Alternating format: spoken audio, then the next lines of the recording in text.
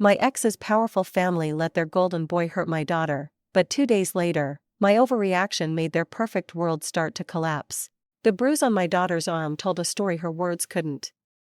Standing in the Fallners' pristine living room, I watched Judith force Ivy to apologize to the boy who had hurt her.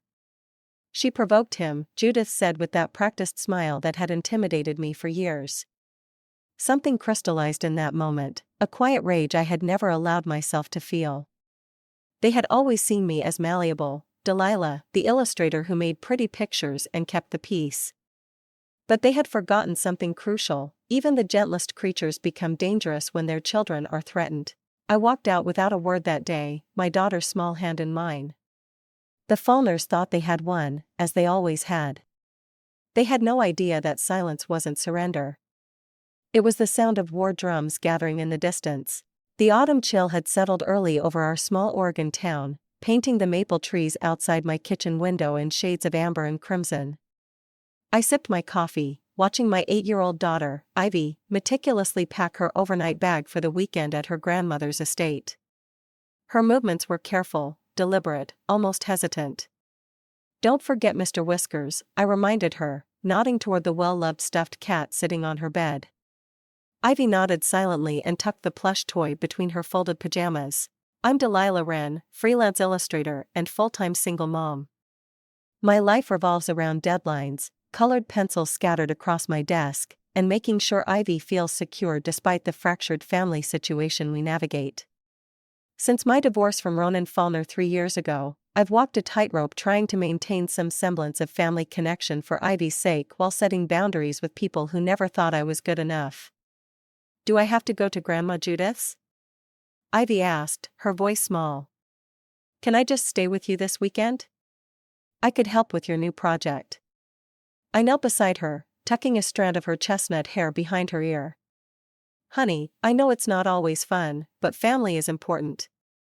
Besides, your cousins will be there. It's cousin weekend, remember?" Her eyes dropped to the floor. That hesitation should have been my first warning. The Fallner estate sat on 3 acres at the edge of town, a sprawling testament to old money and careful image management. As I pulled into the circular driveway, I noticed Judith standing on the front steps, her silver hair perfectly coiffed, arms crossed as she appraised my 10-year-old Honda with thinly veiled disdain. "We were beginning to wonder if you'd forgotten," Judith said as we approached, her smile tight. Her gaze swept over Ivy's jeans and sneakers. "The other children are already dressed for dinner." "We're right on time, Judith," I replied evenly, checking my watch. 5 o'clock, as agreed. Judith ushered Ivy inside with a hand on her shoulder. "Well, hurry along then. Cashin has been asking when you'd arrive." At the mention of Cashin, I noticed Ivy's shoulders tense. Cashin was Judith's golden boy, her other son's child, a 10-year-old with a dazzling smile for adults and, I was beginning to suspect, something else entirely for other children. "Is Ronan here?" I asked, following them into the marble-floored entryway. "He's on a call," Judith replied dismissively. "Business doesn't stop for weekend visits, Delilah." "Of course not." My ex-husband had always prioritized the family investment firm over everything else, including his marriage and his daughter. In the 3 years since our divorce, Ronan's actual time with Ivy had dwindled to these obligatory family gatherings and the occasional lunch when he remembered. From the back patio came the sound of children playing. I glanced through the French doors and saw several kids running around the manicured lawn. Cashin stood apart, watching 2 younger children on the swing set. Something about his posture made me uneasy. "Maybe I should say hello to everyone before I go," I suggested. Judith's hand fluttered dismissively. "They're fine. Children need to learn to socialize without parents hovering." As if on cue, I heard a sharp cry followed by tearful protests. Through the glass, I saw a small boy, one of Ronan's cousin's kids, on the ground while Cashin stood over him. "Cashin," Judith called sharply through the open window, "help Tyler up now." Then, turning to me with a tight smile, she added, "Boys will be boys. Some children just need firmer hands than others to learn proper behavior." The comment hung in the air between us, its implication clear: my parenting was the soft kind, the lesser kind. I knelt to hug Ivy goodbye. Call me if you need anything, okay? I'm just a phone call away. Her arms tightened around my neck. Can't you stay just for a little while? Ivy, Judith interjected, your cousins are waiting. Your mother has her own plans. I didn't. Actually, my weekend would be filled with work and quiet worry. But I'd learned long ago that arguing with Judith only made things worse. I'll see you Sunday evening, sweetheart. We'll make brownies when you get home. Ivy nodded, her eyes downcast as Judith guided her toward the patio doors. Just before they stepped outside, I heard Judith murmur, now remember what we talked about. No tattling about little disagreements. Family handles things privately. That knot in my stomach tightened, but I pushed the feeling aside. I'd spent years doubting my instincts in this house, years of Ronan told me I was overreacting, overthinking everything. So I smiled, waved, and left my daughter behind. For 2 days, I buried myself in illustrations for a children's book about brave forest animals. I checked my phone constantly, but Ivy didn't call. By Sunday afternoon, I couldn't wait any longer. I arrived at the Fulner estate a full hour before the agreed pickup time.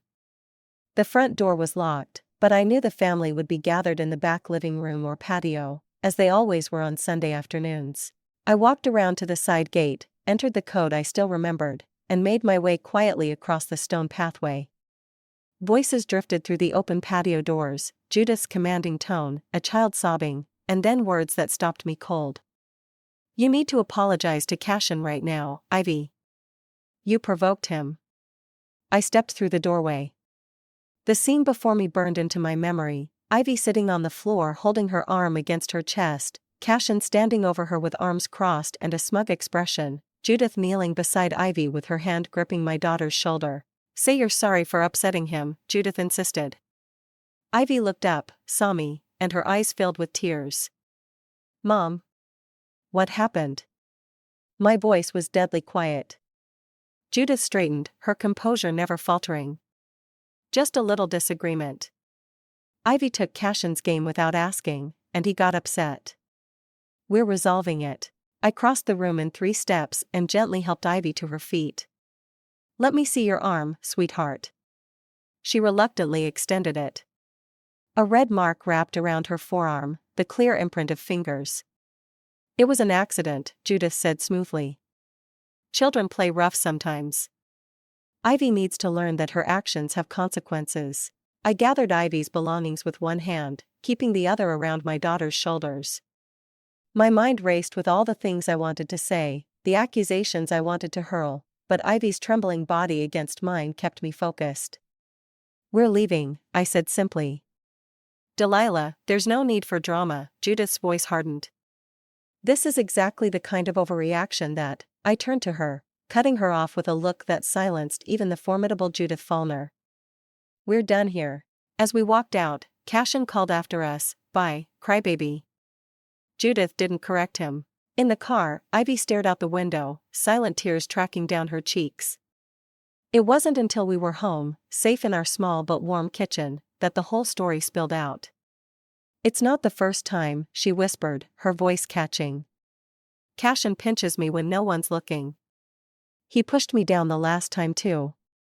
Her voice dropped even lower. Last month, he locked me in the coat closet for almost an hour. Each word was like a knife to my heart. Why didn't you tell me, baby? Grandma Judith said I shouldn't be a tattletale. She said I need to be stronger and stop provoking him. Dad said the same thing when I tried to tell him. I held her close, my mind racing. All those times she'd been reluctant to go for visits, the way she'd grown quieter after weekends with the Fulners, how could I have missed it? That night, after Ivy was asleep, I documented everything. I photographed the marks on her arm. I wrote down every detail she'd shared, and I made a promise to myself and to her. Never again would I ignore my instincts. Never again would I let anyone hurt my child and call it normal. The next morning, I called my friend Mava, one of the best family lawyers in the county. I need your help, I told her, and I need you to tell me honestly if I'm overreacting. After hearing everything, Mava's response was immediate. You're not overreacting, Delilah. You're finally reacting. 2 days later, Judith Fallner received a visit from Child Protective Services. It was just the beginning. You have absolutely no proof of any of this. Ronan's voice crackled through my phone speaker, cold and dismissive. Cashin is a normal, active boy. Ivy has always been sensitive, like you. I stared at the photos on my kitchen table, the fading bruise on Ivy's arm, the scratch on her back she'd shown me the night before. This isn't about sensitivity, Ronan. It's about safety. It's about you trying to drive a wedge between Ivy and her family, he countered. Mother told me how you stormed out yesterday, how you're blowing a simple children's disagreement into some dramatic crusade. I closed my eyes, fighting the familiar pull of self-doubt they'd always been so good at instilling in me. Your mother forced our daughter to apologize to a boy who hurt her. Tell me how that's okay. Cashin's just a boy, Delilah. Boys play rough sometimes. Ivy needs to toughen up a bit. After we hung up, I sat at my kitchen table for a long time, memories washing over me. How many times during our marriage had Ronan minimized my feelings? How often had Judith stepped in to explain why I was wrong, too emotional, too much? I'd spent years shrinking myself to fit into their world, and now they expected Ivy to do the same. Not anymore. The next morning, I sat with Ivy's school counselor, Miss Winters, a woman with kind eyes and a no-nonsense attitude. Ivy's been quieter lately, she confirmed, reviewing her notes. Her teacher mentioned she stopped raising her hand in class about 2 months ago, and she's been drawing some concerning pictures during art therapy. She showed me several drawings, dark scribbles overwhelming smaller figures, a small girl locked in what looked like a box while a larger figure stood guard outside. Has she talked about these? I asked, my throat tight. Not directly, but when I asked her about feeling safe, she said she feels safe at home with you and at school. Miss Winters paused meaningfully. She didn't mention feeling safe at her father's family home. By the time we finished talking, Miss Winters had made her position clear. I'll need to file a mandatory report, Ms. Wren. What you're describing, combined with what we've observed, warrants investigation. That evening, I started a journal documenting everything I could remember from the past year, every reluctance Ivy had shown before visits, every change in behavior afterward. I dug through my phone for old photos, looking for visual changes in my daughter's demeanor around her father's family. The evidence, once I began looking for it, was heartbreaking. In every photo with the Fallners, Ivy stood slightly apart, her smile tight, her body angled away from Cashin. How had I missed it? We often see what we're conditioned to accept, Mava told me when I showed her my findings. We were sitting in her office, surrounded by case files and law books. The Fallners have spent years training you to doubt yourself. I let her down, I whispered. No, Mava said firmly. You're standing up for her now. That's what matters.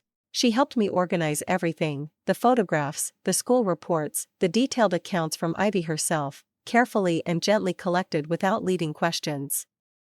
Document everything, Mava advised. Every call, every text, every encounter.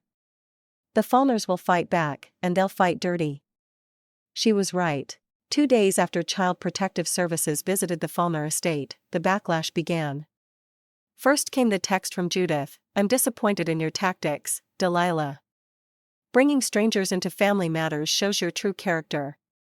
Then the call from Ronan's lawyer suggesting that my unfounded accusations indicated parental alienation, a threat so thinly veiled it might as well have been transparent. That night, as Ivy slept peacefully for the first time in weeks, my phone lit up with Ronan's name. You've gone too far, he said without preamble. Mother is beside herself. Do you have any idea how this looks for the family? I'm not concerned with how it looks, I replied. I'm concerned with what happened. Nothing happened, his voice rose sharply. Cashin and Ivy had a normal childhood spat. You're turning it into something perverse because you've always been jealous of my family. I let his words wash over me, no longer feeling the sting they once carried. Ivy told her counselor everything, Ronan. Not just about this weekend, about the closet, about the pinching, about being told she deserves it. Silence stretched between us. If you push this, he finally said, I'll file for full custody. I'll tell the court you're mentally unstable, that you're poisoning our daughter against her family. My mother knows every family court judge in this county. Then it's a good thing we're not filing in this county, I replied, repeating what Mava had told me earlier. Goodbye, Ronan. The next week passed in a blur of appointments, Ivy with her new therapist, me with Mava, both of us together with a family advocate assigned by the court. I took time off work, letting some deadlines slide, to focus entirely on protecting my daughter. Ms. Wren, Ivy's teacher, Mrs. Bennett, caught me after school one afternoon. She glanced around to ensure we were alone before continuing. I want you to know that I've noticed the changes in Ivy too. If you need a statement for any proceedings, I'm willing to provide one. Thank you, I said, surprised and grateful. That would mean a lot. She hesitated. There's something else. Last fall, after a weekend with her father's family, Ivy drew a picture during free time. I found it concerning enough that I kept it. She handed me a folded piece of paper. I thought you should have this. The drawing showed a small girl, clearly Ivy, huddled in a dark space while a boy stood outside, his face drawn with an exaggerated smile. Written across the top in Ivy's careful handwriting were the words, "The bad place." That night, I added the drawing to my growing file and received an unexpected email. My name is Emma Pearson, it began. I worked as a nanny for the Fulner family 2 years ago. I've heard through mutual connections about what's happening with your daughter. I've seen what they're capable of, and I'll talk. The cafe was nearly empty when Emma Pearson slid into the booth across from me. She was younger than I expected, maybe mid-20s, with anxious eyes that darted toward the door every few minutes. I signed an NDA when I left, she said without preamble, keeping her voice low. But I can't stay silent anymore, not after hearing what happened to your daughter. She pulled out her phone. I kept everything, even though they told me to delete it all when they fired me. She showed me a series of text messages from Judith, complaints about a child who had visited the estate being too sensitive and causing problems for Cashin. The language was eerily similar to what had been said about Ivy. Cashin locked a little girl in the basement during a birthday party, Emma explained. When she finally got out and told her parents, Judith insisted the girl had gone down there herself and gotten scared. They fired me the next day for allowing it to happen, even though I was upstairs helping with the cake when it occurred. Did you believe the girl? I asked. Emma's expression hardened. I knew she was telling the truth. Cashin had done similar things before, breaking toys and blaming other children, pushing kids when adults weren't looking. But Judith and the whole family protected him. They called it high spirits or said the other children were lying to get attention. By the time our meeting ended, Emma had agreed to provide a sworn statement to Mava. It wasn't conclusive evidence, but it established a pattern, and more importantly, it showed that Ivy wasn't the first. The following morning, I received a certified letter from Ronan's attorney. He was indeed filing for full custody, claiming I was emotionally unstable and coaching Ivy to make false accusations against family members. The hearing was set for the following month. They're moving fast, Mava observed when I called her. They want to overwhelm you, make you feel like you can't win. Classic intimidation tactics. Will it work? I asked, fear gripping my heart. Could they really take Ivy? Not if I have anything to say about it, Mava replied firmly. Remember, we've moved this to a different jurisdiction. Judith's connections don't reach as far as she thinks. Still, the Fulners' campaign was relentless. Ronan's sister called mutual friends, painting me as vindictive and unhinged. Judith reached out to the parents of Ivy's classmates, suggesting playdates be cancelled because of our difficult family situation. Even my landlord received a call suggesting I might become an unstable tenant. They're trying to isolate us, I realized aloud during one of our strategy sessions with Mava. It's what abusers do, she agreed. Cut off support systems, make the target feel alone. But they've miscalculated, Delilah. You're not alone, she was right. For every person who pulled away, someone else stepped forward. Mrs. Bennett rallied a quiet group of teachers who had observed Ivy's changes. My clients expressed support, several offering to testify to my character and work ethic. Even my typically reserved parents flew in from Arizona, ready to stand beside us. Through it all, Ivy slowly began to emerge from her shell. In her therapy sessions, she found her voice, expressing feelings she'd been taught to suppress. Her nightmares decreased, and she started drawing bright, hopeful pictures again. "You're doing the right thing, Mom," she told me one night as I tucked her in. The simple validation from my 8-year-old daughter brought tears to my eyes. 2 weeks before the custody hearing, Mava called with news that changed everything. "Remember how Emma mentioned a little girl Cashin locked in the basement? I found her family, the Watsons. They were paid off with a hefty settlement and ironclad confidentiality clauses, but they're willing to break it to help Ivy." "Why would they risk that?" I asked, stunned. "Because Mrs. Watson still regrets taking the money and staying quiet." Mava paused. She said her daughter had nightmares for a year afterward. "There's more. The Watsons weren't the first family to be paid off. There was an incident at a private camp 2 years ago, another boy Cashin hurt.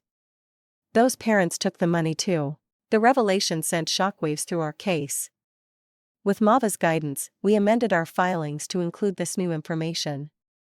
The court appointed a guardian ad litem, an independent advocate to represent Ivy's interests and investigate the claims from all sides. Predictably, the Fallners fought back even harder.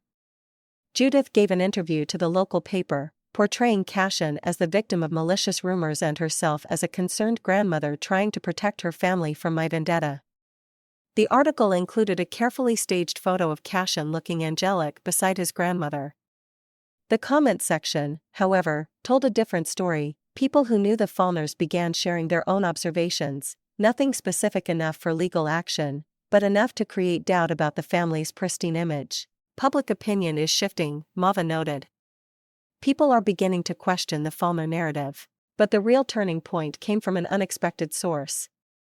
During a court-mandated family therapy session, a last attempt at reconciliation before the hearing, Cashin's mask slipped. The therapist had asked each person to express their feelings about the situation. When it was Cashin's turn, he looked directly at Ivy and said, "She's a liar. She's always been a liar, and when this is over, she'll be sorry." The threat hung in the air, so explicit that even Ronan looked uncomfortable. The therapist immediately documented the interaction, and the guardian ad litem, present for the session, requested an emergency hearing. That night, as I tucked Ivy into bed, my phone pinged with a message from an unknown number. When I opened it, my hands began to shake. It was a video clip, security footage from inside the Fallner estate, clearly showing Cashin pushing Ivy to the ground and twisting her arm while Judith watched from the doorway, doing nothing to intervene. The message below read, "Judith had these cameras installed last year but forgot they saved to the cloud. I can't come forward, but I couldn't let them win. Good luck." I immediately forwarded it to Mava, who responded within minutes, "This changes everything. Call me first thing tomorrow." As I sat beside Ivy's bed, watching her peaceful sleep, I felt the first real hope in weeks.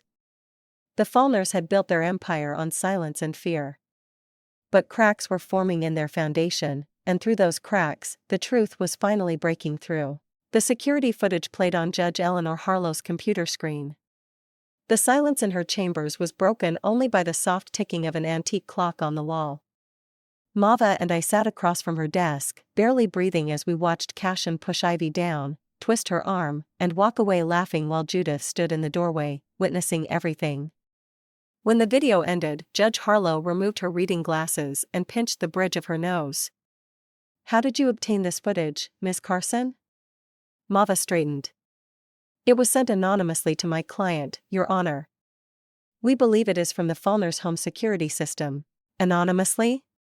The judge's tone was skeptical. "And you have no idea who might have access to the system?" "No, Your Honor," I answered truthfully, "but the metadata confirms it was recorded on the Sunday in question, and the faces are clearly visible." Judge Harlow tapped her pen against her legal pad. "This changes the complexion of the case significantly. I'm ordering an emergency hearing for tomorrow morning, 9 a.m. sharp. I want all parties present." Outside the courthouse, Mava squeezed my hand. "This is it, Delilah. The footage corroborates Ivy's account exactly. Even the phoners can't explain this away. I wanted to believe her, but years of being undermined had taught me caution. They'll try. Judith always has an explanation. Not this time, Mava said with quiet confidence. Not with Judge Harlow. She's known for protecting children above all else. That night, as Ivy slept safely at my parents' house, I sat at my kitchen table and opened my laptop. For weeks I had kept a private journal online, documenting our journey through this nightmare. Tonight, after careful consideration, I made it public. I didn't name names. I didn't share the video. I simply told our story, how a mother discovered her child was being abused by a family member, how the powerful family closed ranks, and how the system could either protect or fail the most vulnerable among us. I titled it "When They Tell You to Apologize for Being Hurt" and posted it anonymously on a parenting forum before going to bed.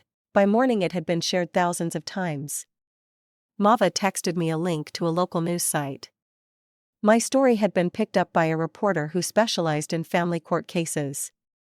The headline read, "Anonymous Mother Fights Wealthy Family Over Alleged Child Abuse." Though no names were used, anyone who knew the phoners would recognize the description. I didn't expect this, I told Mava when we met outside the courthouse. The morning was crisp, the sky a clear, hopeful blue that seemed at odds with the tension of the day ahead. "Sometimes the truth needs witnesses," she replied. "You gave people permission to see what often happens behind closed doors." Inside, the courtroom was more crowded than I expected. The phoners had arrived in force, Judith stone-faced and elegant in a tailored suit, Ronan looking uncomfortable but determined, and their lawyer, Harrison Wells, the man who represented the town's elite in their most delicate matters. I was surprised to see Cashin present, sitting beside his grandmother in a blue blazer that made him look like a miniature businessman. He caught my eye and smirked. The gesture chilled me. Judge Harlow entered, and the proceedings began. Wells spoke first, immediately objecting to the video evidence. "Your Honor, this footage was obtained illegally and should be inadmissible. Furthermore, we have reason to believe it has been edited to present an incomplete picture." Judge Harlow raised an eyebrow. "Are you suggesting the video has been doctored, Mr. Wells?" "Not doctored, Your Honor, but selectively edited. What happened before this incident is crucial context. What context would justify an adult watching a child assault another child?" Mava countered, her voice calm but razor-sharp. Wells ignored her and addressed the judge directly. Mrs. Fallner was just entering the room and hadn't fully assessed the situation. "These children have a history of rough play." Judge Harlow's expression remained neutral. "I'd like to hear from Mrs. Fallner directly on this matter." Judith took the stand with practiced grace, smoothing her skirt as she sat. "Your Honor, I love both my grandson and my granddaughter dearly. What you saw in that video was unfortunate, but it was the culmination of an afternoon of provocation. Ivy had been teasing Cashin, taking his belongings, challenging him. My blood boiled at the lies, but Mava's hand on my arm kept me seated." "And your response to seeing your grandson push and twist the arm of your granddaughter was to have her apologize to him?" Judge Harlow asked. Judith didn't flinch. "I believe children need to understand their role in conflicts. Ivy needed to recognize that her actions have consequences." "So you're teaching her that being physically assaulted is a natural consequence of what you call teasing?" For the first time, Judith looked uncomfortable. "That's not what I meant, Your Honor." Before Judith could recover, the courtroom door opened. A middle-aged woman I had never seen slipped in and took a seat in the back row. Something about her entrance caught Judge Harlow's attention. "Let's hear from Ivy's court-appointed counselor," the judge said, shifting gears. "Dr. Morgan, please take the stand." Dr. Emily Morgan, the child psychologist who had been working with Ivy for the past 3 weeks, approached the witness box. After being sworn in, she spoke with quiet authority. "Ivy exhibits clear signs of anxiety specific to interactions with her cousin Cashin and her grandmother Judith.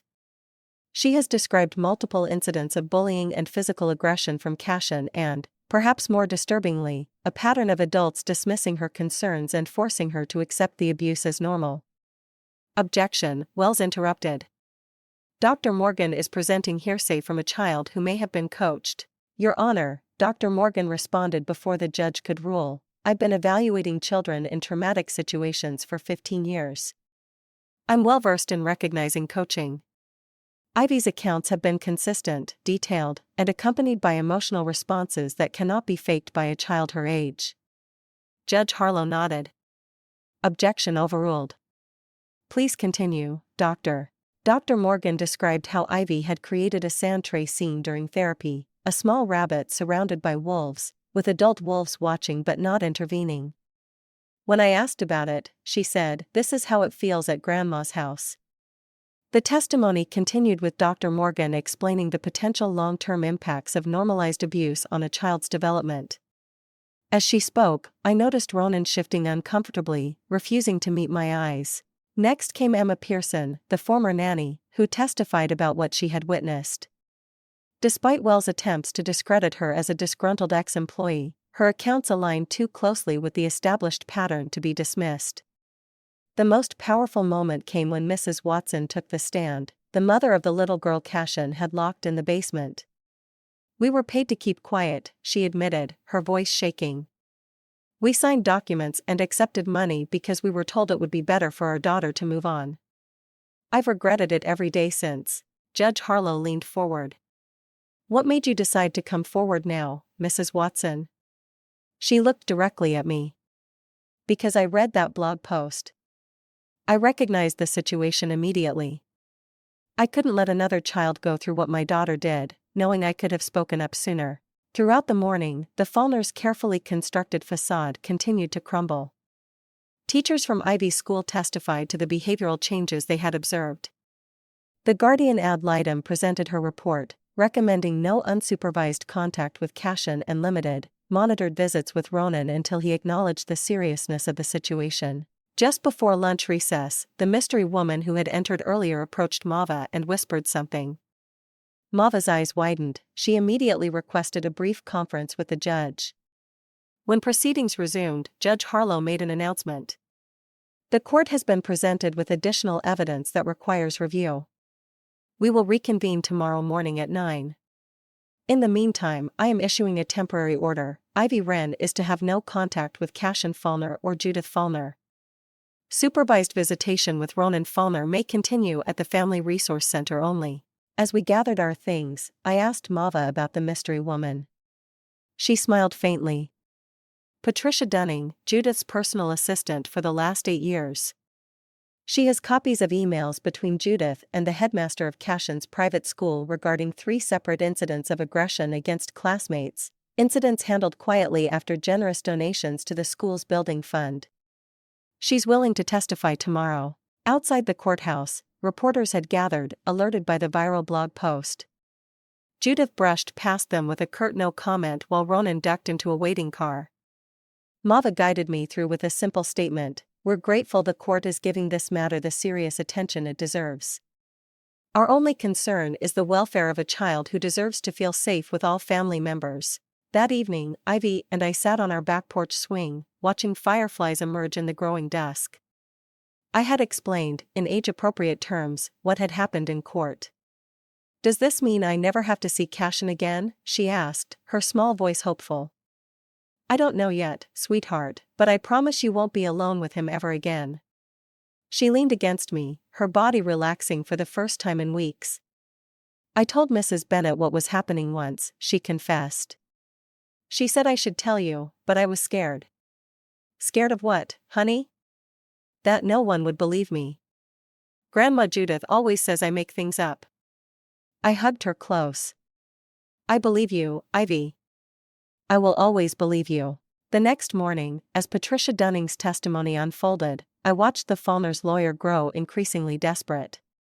He objected repeatedly, questioned her motives, even implied she had stolen private correspondence, tactics that only made Judge Harlow's expression grow sterner.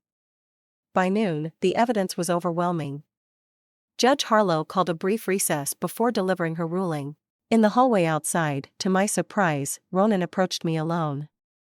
"Delilah," he began, his voice uncharacteristically uncertain. "I need to save it," I interrupted. "You had years to listen to Ivy. Years to protect her." "I didn't know." You didn't want to know, I corrected him. There's a difference. His shoulders sagged.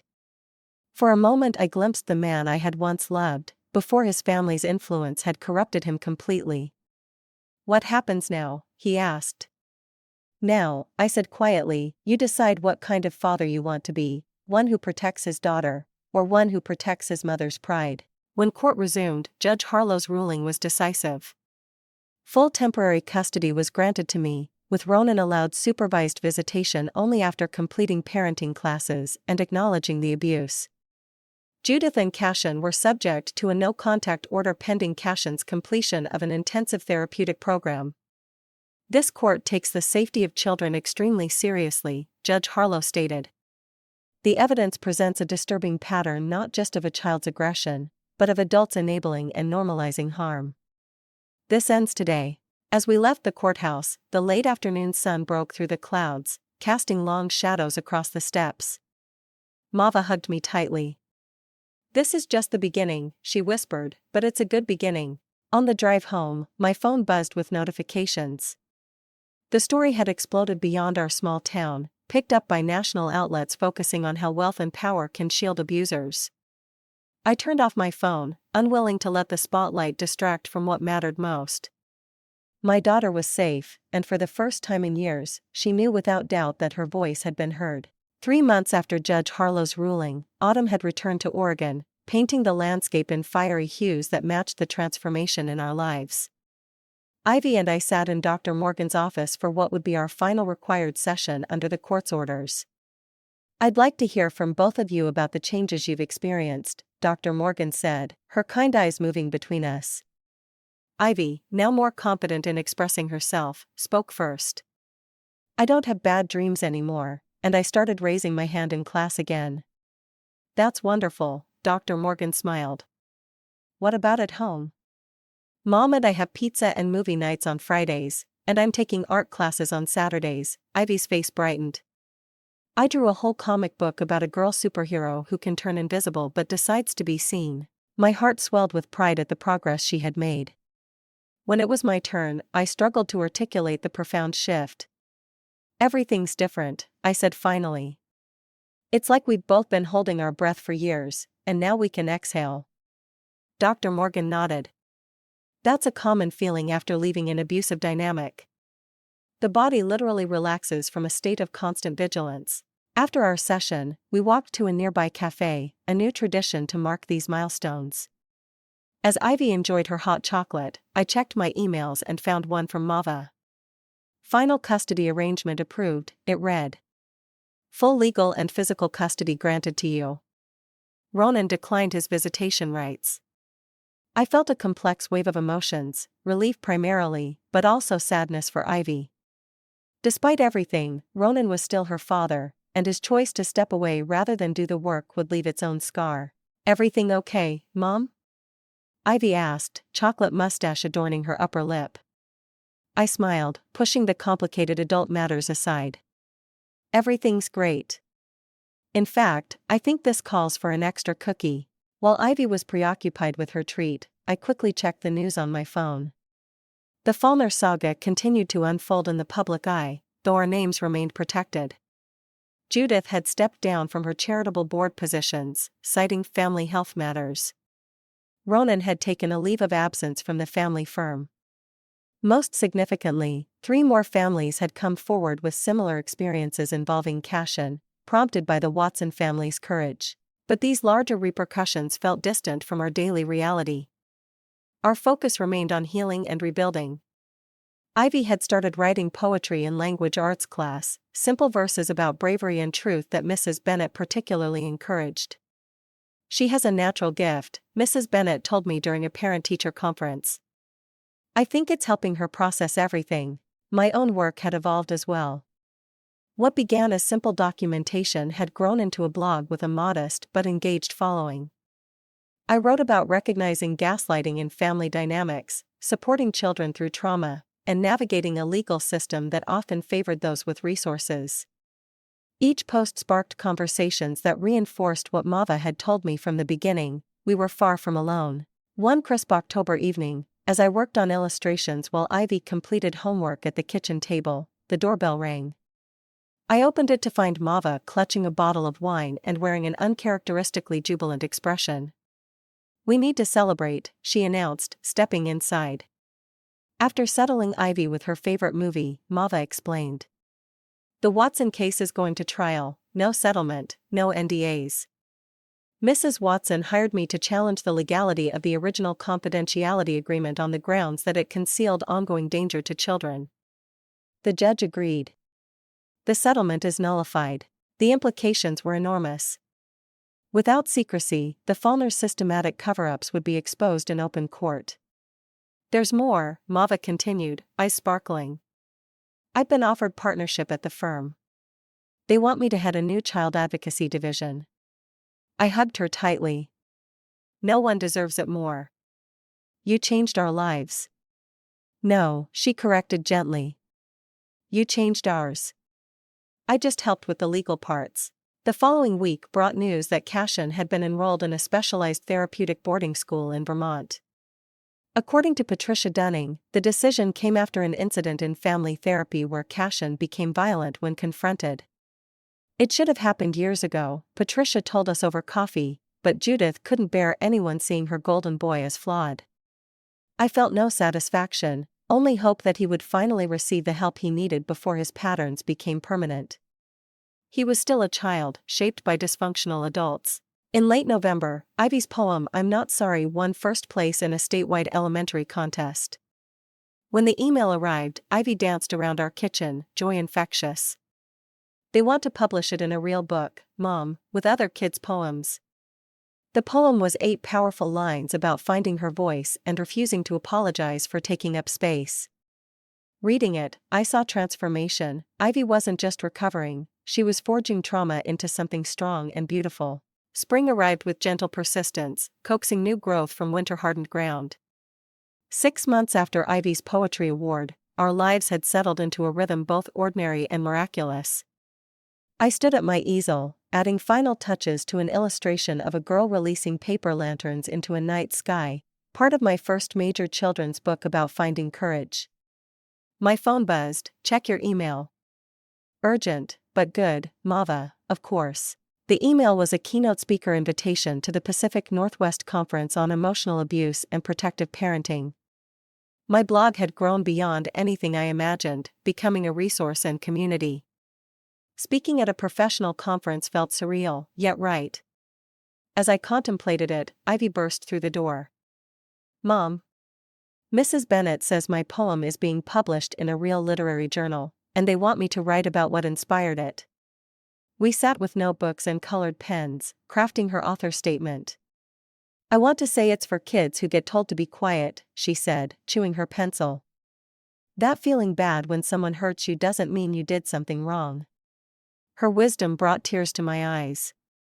"That's perfect, Ivy." "Exactly that." Later, an agent who had found my blog offered to represent a book proposal. Opportunities now arrived like flowers after rain, each one rooted in the same soil, speaking truth, protecting children, refusing silence. I accepted both the keynote and the book deal, sensing our story had purpose beyond our own healing. By late summer, Ronan requested a monitored coffee shop meeting, not with Ivy, but with me. The man who arrived looked worn but clear-eyed. "I've been in intensive therapy," he said. "I finally see how my mother's influence taught me to dismiss harm. I'm not asking forgiveness, just accountability." When he asked about seeing Ivy someday, I was clear: "It's earned through consistent change, Ronan. Time will tell." He nodded without argument, perhaps the strongest evidence yet. In September, Judith was quietly removed from several family foundations after the Watson lawsuit settlement collapsed. Power that once seemed insurmountable had met its limits. I felt only relief that vulnerable children might now be safer. October brought the conference. Standing before therapists, lawyers, judges, and parents, I told our story, not as victims, but as witnesses. "The most dangerous words I ever heard," I said, were "she provoked him and apologize for upsetting him." Those words taught my daughter her pain mattered less than a boy's anger. It took every ounce of courage to say no more.